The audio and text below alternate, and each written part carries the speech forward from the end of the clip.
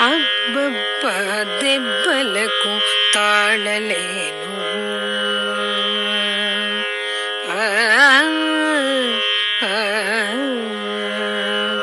అబ్బబ్బ దెబ్బలకు తాళలేను.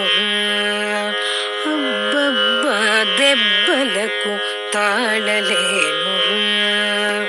రామప్ప గొబ్బున నన్నాదుకోరా, రామప్ప గొబ్బున నన్నాదుకోరా.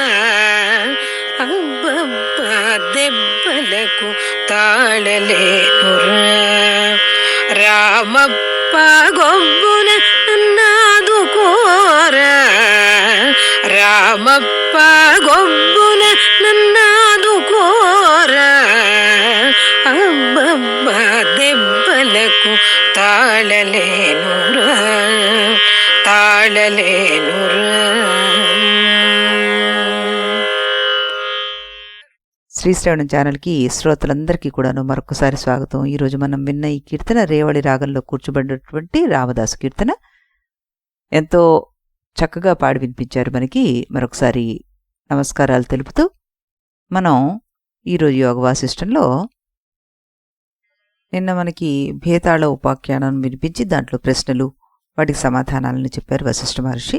ఇప్పుడు ఈరోజు భగీరథ ఉపాఖ్యానాన్ని చెప్పబోతున్నారు అన్నమాట. రాముడితో చెప్తున్నారు, రామ, మీ వంశంలో వాడే భగీరథుడు, ఆయన వల్లే గంగ భూమి మీద అవతరించింది. ఆ విషయం చాలామందికి తెలుసు, కానీ అలా గంగనే దింపగలంత మహత్వం అతనికి ఎలా వచ్చింది అనే రహస్యం ఎక్కువ మందికి తెలియదు. అది నేను నీకు చెప్తాను విను అంటూ చెప్పడం ప్రారంభించారనమాట. రామ, భగీరథుడు కూడా నీలాగే చాలా పవిత్రమైన వ్యక్తి, వీరుడు, దాత, పరిపాలన దక్షుడు. మరీ నీ అంత చిన్న వయసులో కాకపోయినా నడి యవ్వనంలో ఉండగానే ఈ ప్రపంచం మిథ్య అనే విషయం అతనికి అర్థమైపోయింది. దానివల్ల వైరాగ్యం కలిగింది. దానివల్లే నీలాగే అతను కూడాను తీర్థయాత్రలు చేశారు. దానివల్ల తత్వనిష్ట మరింత పెరిగిపోయింది. ఓ రోజున అతను ఇలా కూర్చుని ఆలోచిస్తున్నాడు. ఈ లోకంలో సత్పురుషులు అనుకునే వారంతా వేదోక్తమైన పుణ్యకర్మలు చేస్తున్నారు, పుణ్యఫలాన్ని అనుభవిస్తున్నారు కూడాను. తెల్లారా పొద్దూక అన్నట్టుగా ఉంది వీళ్ల పని. అంతా ఇలా ఎంతకాలం ఇది వెర్రి కాదనుకుని నడుస్తోంది ఈ లోకం. కానీ అంతూ పొంతూ లేని ఈ చక్రభ్రమణాల వెంట పరిగెత్తడం వెర్రి కాక మరేమిటి? ఈ వెర్రిని దాటేదెలా? అతనిలా ఆలోచించుకుంటూ ఉండిన రోజుల్లోనే అతనికి త్రితలుడు అనే సద్గురువు దొరికారు. భగీరథుడు అతనికి చాలా కాలం శుశ్రూష చేసి తన ఆలోచనలు ఆయన ముందు పెట్టారన్నమాట. ఆయన అనుగ్రహించి ఇలా చెప్పారు. త్రితలుడు చెప్తున్నారు, ఏమని? భగీరథ, నువ్వు అనుకున్న వెర్రిని దాటాలంటే కొన్ని మెట్లున్నాయి. సాధన చతుష్టయ సంపత్తిని సాధించాలి. తర్వాత శ్రవణ మనన నిధిధ్యాసలు 3 ఉపాయాలని అలవర్చుకోవాలి. తర్వాత సమాధి స్థితిని సాధించాలి. ఆ తర్వాత జీవాత్మ పరమాత్మ విషయకమైన జ్ఞానాన్ని సంపాదించాలి అని చెప్పారు. ఈ మెట్లు సాధిస్తే హృదయ గ్రంథులు తెగిపోయి, అంటే హృదయంలో ఉండే సందేహాల మూడులు తెగిపోయి కర్మలన్నీ నశించిపోతాయి. అప్పుడు పరమాత్మ చిద్రూపుడని, సర్వవ్యాపి అని, ఉదయాస్తమాలు లేనివాడు నిత్యుడు అని తెలుస్తుంది అన్నారు. భగీరథుడు ఆయన్ని ప్రశ్న వేశారు. గురుదేవా, నిర్గుణ పరబ్రహ్మం నిఖిల ప్రపంచానికి అధిష్టానభూతమని అర్థమవుతూనే ఉంది. కానీ అజ్ఞానంలో ఉండే అంశాలు నాలో నశించడం లేదు. అజ్ఞానంలో అసత్య ఆపాదక అంశ, అలాగే ఆభాన ఆపాదక అంశ, విక్షేపాంశ అని 3 రకాల అంశలు ఉంటాయంటూ పెద్దలు చెప్తున్నారు. అసత్యపాదకాంశ అంటే ఏమిటి? అసలు పరబ్రహ్మే లేదనే భావన, అది నాలో పోయింది. ఆభానపాదకాంశ అంటే పరబ్రహ్మ ఉన్నది అని తెలిసినా అది అనుభవంలోకి రాకుండా చేసే అజ్ఞానాంశ, అది నాలో పోలేదు ఇంకా. ఇక విక్షేపాంశ అంటే గట్టిగా కృషి చేస్తున్నప్పుడు ఎంతో కొంత అనుభూతి కలిగినట్టు అనిపిస్తున్నా ఇతర విషయాల మీదకి మనస్సు చెదిరిపోయేటట్టు చేస్తూ బ్రహ్మభూతిని చెడగొట్టేది ఇది కూడా అజ్ఞానాంశే. ఇది కూడా నాలో పోలేదు. గురూపదేశం జరిగినా యుక్తి సరిపోయినా అంటే ప్రీతి ఉన్న ఈ 2 అజ్ఞానాంశాలు నాలోంచి తొలగిపోవడానికి కారణం ఏమిటో తెలియడం లేదు, అవి తొలగిపోయే ఉపాయం చెప్పండి అన్నారు. అసక్తి రణభిష్వంగ పుత్రధారా గృహాదిషు నిత్యంచ సమచిత్తత్వం ఇష్టానిష్టోపపత్తిషు ఆత్మనోనన్య యోగేన తద్భావనం అనారతం వివిక్త దేశ సేవిత్వమరతిర్జనం సంసది అధ్యాత్మాజ్ఞాన నిత్యత్వం తత్వజ్ఞానార్థ దర్శనం ఏతత్ జ్ఞానమితి ప్రోక్తం అజ్ఞానం తదతోన్యదా. మనకి ఈ శ్లోకాలు భగవద్గీతలో కూడా దొరుకుతాయి. 13వ అధ్యాయంలో 9, 10, 11 శ్లోకాలుగా ఇవి ఉన్నాయి. మనకి మధ్యలో శ్లోకంలో ఒక చిన్న మార్పు ఉందనమాట. యోగ వాసిష్టంలో ఆత్మనో అనన్య యోగేన తద్భావనం అనారతం అని ఉంది. భగవద్గీతలో మయిచానన్య యోగేన భక్తిరవ్యభిచారిణి అని అక్కడ ఉంటుంది. అంతే తేడా. అమానిత్వాది సద్గుణాలను సంపాదించుకోవాలి. వాటిలో మొదటిది భార్యాపుత్ర గృహాలయందు ఆసక్తిని వదలాలి. వాళ్లకు కష్టం కలిగితే తనకు కష్టం కలిగిందని కుమిలిపోయే దురాభిమానాన్ని పోగొట్టుకోవాలి. తనకిష్టమైన సంఘటనలు జరిగినా అనిష్టమైన సంఘటనలు జరిగినా సమచిత్తంతో ఉండడం నేర్చుకోవాలి. పరమాత్మ కంటే భిన్నంగా వేరే సద్గతి లేదు అనే నిశ్చయంతో నిరంతరమైన బ్రహ్మభావన ఉండాలి. 10 మందితో కలిసి ఉండాలనే ప్రాకులాట పోయి ఏకాంతంగా ఉండాలనే ప్రీతి కలగాలి. ఆత్మ మొదలైన విషయాలకు సంబంధించిన జ్ఞానాన్ని నిత్యం భావిస్తూ ఉండాలి. సంగం లేకపోవడం మొదలైనవి పరిపాక దశకు చేరినప్పుడు తత్వజ్ఞానం కలుగుతుంది. దానికి ప్రయోజనం మోక్షమే. ఇలాంటి మోక్షాన్ని గురించి ఎప్పుడూ ఆలోచిస్తూ ఉండాలి. ఇప్పుడు చెప్పిన సద్గుణాలే జ్ఞానం, వీటికి తలకిందులైన దుర్గుణాలే అజ్ఞానం. ఈ సాధనా సంపత్తి మొత్తానికి అహంభావం పోవడమే మూల కారణం. కనుక ఓ రాజా, నీలో ఉండే రాజుననే అహంభావం తొలగించుకో అన్నారు. అప్పుడు భగీరథుడు అన్నారు, కొండల్లో పుట్టిన చెట్టులాగా నాలో ఎప్పటినుంచో ఎక్కడెక్కడికో వేళల్లో పాతికిపోయిన ఈ అహంకార వృక్షాన్ని ఏ విధంగా నరకాలి గురుదేవా అంటూ అడిగారనమాట. అప్పుడు త్రితలుడు ఇలా చెప్పారు, భగీరథ విను, పట్టుబట్టి భోగవాంఛలు తొలగించుకో. నేను ఈ వైభవాన్ని వదిలిపెడితే నా గౌరవం పోతుంది, పైగా శత్రువులు పరిహసిస్తారు అనే భావాన్ని వదిలిపెట్టి సమర్థుడైన మనిషిని ముష్టెతుకు బ్రతకరా అంటే ఒప్పుకోడు. ఎందుకంటే ఆ పని చేయడానికి వాడికి ఒక లజ్జ, ఒక రకమైన ఆత్మాభిమానం అడ్డొస్తాయి. వీటి వల్లే మనిషి స్వగృహాన్ని వదిలిపెట్టలేడు. అంటే వాడు లజ్జాభిమానాలనే పంజరంలో బందీ అయిపోతున్నాడనమాట. ఈ పంజరం పగిలిపోతే గాని అహంకారం పోదు. కనుక దాన్ని పగలగొట్టే. ముందుగా రాజు చిహ్నాలైన ఛత్రచామరాలను దూరంగా పెట్టేసే. నీ రాజ్యాన్ని తీసుకుని నీ శత్రువులకు అప్పగించి చివరికి నీ శత్రువుల ఇళ్లలోనే ముష్టెతుకు జీవించు. గురువునైనా నన్ను కూడాను వదిలిపెట్టేసే అన్నారు. భగీరథుడు అన్నాడు, అదేమిటి గురుదేవా, యావదాయుస్త్రేయో వంద్య వేదాంతో గురురీశ్వర అన్నారు. ఆయుష్ ఉన్నంత వరకు వేదాంతాన్ని, గురుదేవుణ్ణి, ఈశ్వరుణ్ణి సేవిస్తూనే ఉండాలని ధర్మశాస్త్రాలు చెప్తున్నాయి కదా, సద్గురువులైన మిమ్మల్ని ఎలా వదిలిపెట్టేది అన్నారు. అప్పుడు ఆయన అన్నాడు, త్రితలుడు, ఇక్కడ నువ్వు శుశ్రూష చేయలేక నన్ను విడిచిపెట్టడం లేదు, ఇక నా దగ్గర కూర్చుని చేసే పని లేదు కాబట్టి విడిచిపెట్టమంటున్నాను. కనుక ఇది దోషం అవ్వదు. నేను చెప్పిన మెట్లన్నీ నువ్వు సాధిస్తే నీ అహంకారం మటుమాయమైపోతుంది, అజ్ఞానం తొలగిపోతుంది అన్నాడనమాట. వెంటనే భగీరథుడు తన స్వరాజ్యానికి వెళ్ళినవాడు వేరే పనులు ఏమీ పెట్టుకోకుండా ఉన్నట్టుండి యజ్ఞయాగాలు ప్రారంభించేశాడు. అంతకుముందు అర్హత లేనివాడికి దానాలు చేయకూడదనే అభినివేశం ఉన్న ఈ భగీరథుడు ఆ యజ్ఞాల్లో మాత్రం అడిగిన వారికి, అడగని వారికి అందరికీ దానాలు చేసేస్తున్నాడు. ప్రజలు ఆశ్చర్యపోయారు, మంత్రులు అవాక్కైపోతున్నారు. చివరికి ఆ రాజు కట్టుబట్టలతో మిగిలాడు. తన రాజ్యంలోనే తానే ముష్టివాడయ్యాడు.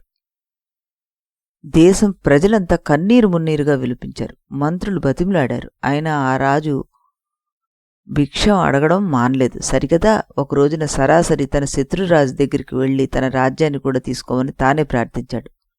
ఆ రాజు భగీరథుణ్ణి పరిపరి విధాలుగా పరిహాసం చేసి చివరికి అంగీకరించాడు. దాంతో భగీరథుడి యొక్క ఏషాణత్రయ పరిత్యాగం పరాకాష్ఠకు చెందింది. అంటే దారేషణము, పుత్రేషణము, ధనేషణము అనేవి ఏషాణత్రయం కదా. ఏషాణత్రయ పరిత్యాగం పరాకాష్ఠకు చేరిపోయింది. ఈ ఏషాణత్రయం అంటే మనకి దారేషణము, పుత్రేషణము, ధనేషణము అని చెప్పుకున్నాం కదా, 3 రకాలని. అంటే కోరికలు, 3 రకాల కోరికలు. భార్య మీద కోరిక, పుత్రుడి మీద కోరిక, ధనం మీద కోరిక అన్నవి ఇవి పోయాయి. ఇక భగీరథుడు కట్టుబట్టలతో ఊరు వదిలి అరణ్యాలు దాటి తన ఊరు పేరు తెలియని సుదూర గ్రామంలో అవధూతగా తిరగడం మొదలుపెట్టాడు. అలా చాలా ఏళ్లు గడిచి ఒక లక్ష్యం అంటూ లేకుండా ఊళ్ళు తిరుగుతున్న ఆ భగీరథుడు ఒకసారి తనకు తెలియకుండానే తన స్వంత రాజ్యంలో ప్రవేశించాడు. గుర్తించాడు. అయినా ఆయనకి ఏ రకమైన మనోవికారాలు కలగలేదు. యథాప్రకారంగా వీధుల్లో ముష్టెత్తుకుని తిరుగుతున్నాడు. క్రమంగా మంత్రుల పేటకు వచ్చేసరికల్లా పాత మంత్రులు గుర్తుకొచ్చారు. వారు గోలగోలగా ఏడ్చి ఇక్కడే ఉండిపోమ్మని బతిమలాడారు. క్రమంగా పూర్వపు శత్రురాజుకు కూడా తెలిసింది. అతను ఏం చెయ్యాలా అని మనసులో మదనపడుతున్నాడు. ఇంతలో ఒక రోజున వాళ్ళింటికి భిక్షకు వెళ్ళాడు భగీరథుడు. ఆ రాజు భగీరథుడు మహత్వాన్ని గుర్తించి మీ రాజ్యం మీరే తీసుకోండి అంటూ బతిమలాడాడు. భగీరథుడు చెలించలేదు. కొన్నాళ్ళు ఆ పట్టణంలో భిక్షాటన చేసి ఎప్పుడు వెళ్ళిపోయాడో అక్కడి నుంచి వెళ్ళిపోయాడు. ఈ మాట తిరుగులలో తన పాత గురువు త్రితలుడు కనిపించారు. ఇద్దరూ పరమానందపడ్డారు. ఇద్దరూ కూడా భోగాలనే కాక దేహాలను కూడా తృఢప్రాయంగా భావించే మహానుభావులు గనక లౌకిక ప్రసంగాలు లేకుండా బ్రహ్మగోష్ఠులు చేసుకుంటూ కొంతకాలం కలిసి తిరిగారు. ఇద్దరు కూడా ప్రారబ్ధాధీన జీవనులు కనుక, తనకంటూ వేరే స్వంత సంకల్పాలు లేనివారు కనుక ఎప్పుడు విడిపోయారో మళ్ళీ విడిపోయారు. భగీరథుడు ఒక రోజున భిక్షాటన కోసం ఒక రాజ్యంలో ప్రవేశించాడు. మంత్రులంతా ఆ రాజ్యాన్ని ఎవరికి అప్పచెప్పాలా అని గిలగిలాడుతున్నారు. ఇంతలో ఆ వీధికి ముష్టికి వచ్చాడు భగీరథుడు. ఆ మంత్రులు భగీరథుడిని గుర్తుపట్టారు. వాళ్లకు వింత ఆలోచన వచ్చి, అయ్యా, నీకు ఈ రాజ్యాన్ని భిక్షగా వేస్తున్నాను, తీసుకో అన్నారు. విషయం అంతా వివరించి బతిమలాడారు. ఎప్పుడూ ఏది ప్రాప్తిస్తే దాన్ని రాగద్వేషరహితంగా అనుభవించాలి అనే తత్వదృష్టితోటి జీవనం చేస్తున్నాడు భగీరథుడు. రాజ్య స్వీకారాన్ని అంగీకరించాడు. కొద్ది రోజుల్లోనే ఆ రాజ్యం పూర్వాధిక వైభవంతో కళకళలాడిపోయింది. దైవయోగం చాలా చిత్రం. ఇంతలో భగీరథుడి స్వీయ రాజ్యంలో రాజుగా ఉన్న ఒకప్పటి శత్రురాజు హఠాత్తుగా మరణించాడు. అతనికి కూడా వారసులెవరూ లేరు. అక్కడ మంత్రులు సరాసరి భగీరథుడి దగ్గరికి వచ్చి ఆ రాజ్యాన్ని కూడా స్వీకరించమని పట్టుబట్టారు. యథాప్రాప్త జీవి అయిన భగీరథుడు దానికి కూడా అంగీకరించాడు. భగీరథుడు మరోసారి చక్రవర్తి అయ్యాడు. పొంగులు కుంగులు లేని పరిపూర్ణ స్థితికి చేరిన మహానుభావుడు అవ్వడం వల్ల ఈ మాట అతని రాజ్యపాలన మరింత లోకోత్తరంగా సాగింది. ఇలా ఉండగా గరుత్మంతుడు తన భక్తులందరికీ దర్శనమిచ్చి వాళ్లతో మాట్లాడుతూ, ఇప్పుడు మీ రాజు భగీరథుడి యొక్క ముత్తాతలు పాతాళలోకంలో భస్మరాశులుగా మగ్గిపోతున్నారు. స్వర్గలోకం నుంచి భూలోకానికి, అక్కడి నుంచి పాతాళంలోకి దేవగంగను తీసుకొచ్చి ఆ గంగా జలాలతోటి భస్మరాశులను ప్రక్షాళన చేస్తే అతని పితృదేవతలు తరిస్తారు. ఇది అతని కర్తవ్యం. అతను ప్రయత్నిస్తే దేవలోక గంగను పాతాళలోకానికి తీసుకురాగలడు. ఆ పని వల్ల దారిలో భూలోకవాసులు కూడా పవిత్రులవుతారు. సామర్థ్యం ఉండి కూడా రాజైనవాడు తన ప్రజలకు తన చేతిలో ఉన్న ఉపకారం చేయకుండా ఉండడం అనచితం కదా అని చెప్పాడు. ఆ మాట క్రమంగా భగీరథ మహారాజుకి తెలిసిపోయింది. ఆయన అది తన కర్తవ్యాన్ని గుర్తించి సర్వసంగ పరిత్యాగి కనుక ఏమాత్రం జంకకుండా రాజ్యాన్ని మంత్రుల చేతిలో పెట్టేసి 1000 ఏళ్లపాటు ఘోర తపస్సు చేసి బ్రహ్మదేవుణ్ణి, శంకరుణ్ణి, జహ్ను మహర్షిని ఆరాధించి గంగా ప్రవాహాన్ని భూలోకంలోకి, అక్కడి నుంచి పాతాళంలోకి ప్రవేశింపచేశాడు. రామా, నిష్కామత పరాకాష్ఠ చేరుకున్న మహానుభావులు సంఘవిహీనులై ఏది ఎలా ప్రాప్తిస్తే అలా చేస్తూ ఎలాంటి లోకోపకారం చేస్తారో గమనించావా నువ్వు?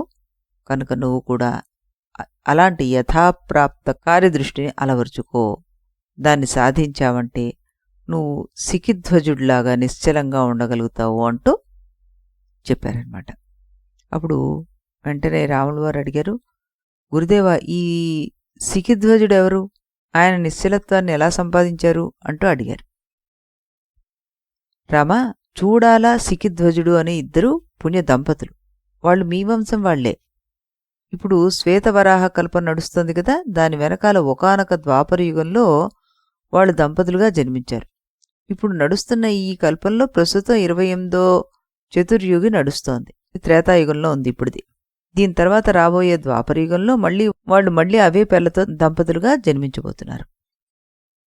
శ్రీరాముడు అన్నారు, గురుదేవా, పూర్వం ఏది ఎలా జరిగిందో అది మళ్ళీ అలాగే భవిష్యత్తులో కూడా జరగడానికి కారణం ఏమిటి అంటూ అడిగారు. రామా, ఈ జగన్నిర్మాణం చేసేవాళ్ళు బ్రహ్మాదులు. వాళ్ళ సత్య సంకల్పులు. వాళ్లకు కొన్ని అనివార్యమైన స్వభావాలున్నాయి. ఆ స్వభావాలే ఈ పునరావృత్తికి కారణం. ఒక మామిడి చెట్టు ఉందనుకో, దానికి చాలా కొమ్మలుంటాయి. కొన్ని కొమ్మలు ఒకే రకంగా ఉన్నాయి అంటే కాదని చెప్పలేం, అవునని చెప్పలేం. ఒకే కొమ్మకు 100 కాయలు కాసాయి. కాయలన్నీ ఒకే రకంగా ఉన్నాయా అంటే ఉన్నట్టే అనిపిస్తుంది. గట్టిగా చూస్తే తేడా కనిపిస్తుంది. ఆ కాయలు రాలిపోతూ ఉంటాయి, కొమ్మ మాత్రం స్థిరంగా ఉంటుంది. ఆ కొమ్మను నరికేస్తే పక్కన మరో కొమ్మ వస్తుంది, కానీ ఈ కొమ్మ రాదు. దీనికి కారణం ఏమిటి? ఆ వృక్ష బీజంలో ఉండే నియతే దీనికి కారణం. నియతి అంటే ప్రకృతి నియమం. అలాగే నదుల్లో అలల వంక చూడు. అలలన్నీ పూర్తిగా ఒకే రకంగా ఉన్నాయంటావా? పూర్తిగా తేడాగా ఉన్నాయంటావా? ఈ సామ్య వైషమ్యాలకు కారణం ఏమిటి? గాలే. అలాగే ఈ సృష్టిలో సంఘటనలను పోలిన సంఘటనలు మళ్లీ మళ్లీ జరుగుతూ ఉండడానికి కారణం హిరణ్య గర్భుడి సత్య సంకల్పంలో ఉన్న సహజ భావమే. ఇందుకు అసలు కథ చెప్తాను విను అంటూ ఆయన ఏం చెప్తున్నారు? పూర్వకాలంలో 8వ మన్వంతరంలో 4వ చతుర్యుగిలో ద్వాపర యుగంలో కురురాజుల వంశంలో సికిధ్వజుడనే రాజు జన్మించాడు. అతను ఉజ్జయిని పట్టణం రాజధానిగా చేసుకుని సద్గుణ సంపన్నుడై సమర్థుడై రాజ్యపాలన చేస్తూ ఉండేవాడు. అతను చిన్నప్పుడే రాజ్యానికి రావడం వల్ల వివాహం చాలా ఆలస్యమైపోయింది. కొంతకాలం పాటు అతను వివాహం మాట పట్టించుకోలేదు. వాని యవ్వనం ముదురుకుతున్న కొద్దీ స్త్రీ చింతన అతన్ని ముంచివేయడం ప్రారంభించింది. దాన్ని గమనించిన మంత్రులు సురాష్ట్ర రాజపుత్రికని చూడాలని తెచ్చి వివాహం చేశారు. కాక జరిగిన పెళ్ళేమో సికిధ్వజుడికి భార్య లోకంగా ఉంది. వాళ్ళ ఆనుకూల్యం కూడా అద్భుతంగా ఉంది. ఇద్దరూ విద్యావంతులు, మేధావంతులు. ఒకరి విద్యలు మరొకరు నేర్చుకోవడం వాళ్ళకి ప్రధాన వినోదంగా ఉండేది. చూడాల భర్త దగ్గర రాజవిద్యలన్నీ నేర్చుకుంది. సికిధ్వజుడు భార్య దగ్గర సంగీత నృత్యాది కళలన్నీ నేర్చుకున్నాడు. రాజ్య వ్యవహార నిర్వహణ కూడా వారికి శృంగార చేష్టే అయిపోయింది. వాళ్లదొక ఆనంద ప్రపంచంగా కాలం గడిచిపోతుంది. ఇలా చాలా ఏళ్లు గడిచిపోయాయి. కాలాన్ని ఎవరు ఆపగలరు? ఓటికుండలోంచి నీళ్లు మెల్లిగా కారిపోయినట్లుగా వాళ్ల శరీరంలోంచి యవ్వనం జారిపోవడం ప్రారంభించింది. మేధావంతులైన ఆ దంపతులు యవ్వనం తగ్గేసరికి జగత్తత్వం మీద ఆలోచనలు మొదలయ్యాయి. అప్రయత్నంగానే వాళ్ళిద్దరూ కలిసి ఆధ్యాత్మ శాస్త్ర పరిశీలన ప్రారంభించారు. ఆ శాస్త్రాన్ని చూస్తున్న కొద్దీ వాళ్ళకి ప్రపంచం అస్థిరమని, క్షణభంగురమని అర్థం కావడం ప్రారంభమైంది. ఇక వాళ్ళిద్దరూ ఎప్పుడు కలుసుకున్నా ఆధ్యాత్మ విషయాల మీదే చర్చ సాగిస్తుండేవారు. క్రమంగా వాళ్లకు తెలియకుండానే వాళ్ళిద్దరూ కలిసి తదేక తత్పరులయ్యారు. అంటే తచ్చింతనం, తచ్శ్రవణం, మనోన్యం, తత్ప్రబోధనం, ఏతదేక పర్వతం చ బ్రహ్మాభ్యాసం విదుర్భూదాహ అన్నారు. దానిని ఆలోచించడం, దాని గురించే వినడం, ఒకరికొకరు అదే చెప్పుకోవడం, ఎప్పుడు చూసినా అదే ఆసక్తి, ఇలా ఉంటేనే దాన్ని పెద్దలు బ్రహ్మ అభ్యాసము అనేశారు. వాళ్ళిద్దరూ ఆ స్థితికి వచ్చేసారనమాట. ఆ స్థితికి వచ్చేసరికలా రాజుకి రాజవ్యవహారాలు పెరిగిపోయాయి. చూడాలకు తీరిక పెరిగింది. పండితులను పిలిపించి అవిచ్ఛిన్నంగా ఆత్మతత్వ విచారాన్ని చేస్తూ ఉండడమే ఆవిడికి వినోదంగా మారింది. అలా పండితుల శాస్త్రగోష్ఠులు వినగా వినగా ఆవిడికి తన హృదయంలో రాత్రింబగళ్ళు ఆగని ఆత్మవిచారణ మొదలైంది. ఆ విచారణలో జడమేది, చేతనమేది అనే విచారణ మొదలైంది. ఆ చర్చలో దేహేంద్రియ మనోబుద్ధి చిత్తహంకారాలు జడాలేనని, వీటన్నిటికీ లోపలున్న జీవుడు మాత్రము చేతనమని తేలింది. అలా అయితే ఈ ఇంద్రియాదులన్నీ చేతనాల్లాగా కనిపించడానికి కారణం ఏమిటని ప్రశ్న వచ్చింది. మళ్లీ విచారించగానే దానికి కారణం అధ్యాస అని తేలింది. ఇక అధ్యాస అంటే ఏమిటి అనే విచారణ మొదలైంది. దాంతో మూల విద్య తత్వం కొంతవరకు పట్టుబడింది. దానివల్ల ఆవిడికి క్రమంగా ఆత్మతత్వం ఒకంత విస్పష్టమైంది. దానివల్ల శాంతి ఆవిడికి విస్తరించింది. క్రమంగా తత్వజ్ఞానాభ్యాసం పెరిగిపోయింది. ఏకాంత దృఢాభ్యాసం వల్ల ఆమెకు అనతి కాలంలోనే ఆత్మతత్వం పట్టుబడింది. ద్వంద్వాలు విడిపోయాయి, సందేహాలు తొలగిపోయాయి, ఆత్మానందం సుస్థిరమైపోయింది. మామూలు మనిషికి మనోభ్రాంతి ఎంత సులువుగా వస్తుందో అంత సులువుగా తత్వజ్ఞానానికి భ్రాంతి నశించిపోతుంటుంది. ఇది పెద్దలు చెప్పిన మాట. అది ఆవిడకి అనుభవంలో కూడా వచ్చింది. ఆమెకు హృదయాంతర్గత తాపత్రయాలన్నీ తొలగి పరిపూర్ణ శాంతి లభించింది. దానివల్ల ఆమెలో ఒక నూతన కాంతి ప్రవేశించి ఆమె వికసించిన పువ్వులాగా కళకళలాడదు. ఆవిడలోని వికాసాన్ని గుర్తించిన ఆయన భర్త ఆవిడతోటి అన్నారు, చూడాలా, నీలో ఏదో కొత్త అందం పెళ్ళుబిగుతోంది. నేను చూస్తుంటే మళ్ళీ నీకు యవ్వనం వచ్చిందా అనిపించేట్టుగా ఉంది. ఏ స్వర్గానికో వెళ్ళి అమృతం తాగి వచ్చినట్లుగా అనిపిస్తోంది అన్నాడు. నీలో మరో రకమైన మార్పు కూడా కనిపిస్తోంది. నువ్వు పూర్వంలాగా దేనికి పొంగడం లేదు, దేనికి కొంగడం లేదు. ఇప్పుడు దేని మీద ఆసక్తి ఉన్నట్లు కూడా కనిపించట్లేదు. సామాన్యంగా నిరాసక్తులు చింతాక్రాంతులై ఉంటారు. నువ్వు మాత్రం ఉల్లాసంగా ఉన్నావు. నాకు తెలిసినంతలో నువ్వు గొప్ప వస్తువు దేనిని పొందలేదు. ఉన్న రాజ్యం పూర్వం నుంచి ఉన్నదే. మరి నీలో ఉల్లాసానికి, ఈ వికాసానికి, ఈ ప్రకాశనానికి కారణమేమిటి అంటూ ప్రశ్నించారు. భర్త ప్రశ్నలు విన్న చూడాల మొదట్లో గూఢోక్తితో ప్రారంభించి చివర్లో వాచ్యోక్తిగా తన ఆత్మతత్వ సాధన విషయాన్ని వివరించింది. ఇక్కడ వాల్మీకి మహర్షి తేనా అస్మి శ్రీమతీ స్థిత లేక తేనాహం శ్రమతీ స్థిత, అందువల్లే నేను శోభావంతురాలై ఉన్నాను అనే మకుటంతోటి 10 అందమైన శ్లోకాలను అక్కడ పెట్టారు. వాటి సారాంశం ఏమిటి అన్నది మనం రేపు ఇదే సమయానికి ఇదే ఛానల్లో కలిసిన తర్వాత ఆవిడ చెప్పిన ఆ 10 శ్లోకాలకి అర్థమేంటో తెలుసుకుందాం. రేపు ఇదే సమయానికి ఇదే ఛానల్లో శ్రీరాముల వారి కీర్తన విన్న తర్వాత అప్పుడు చెప్పుకుందాం. అంతవరకు సెలవు.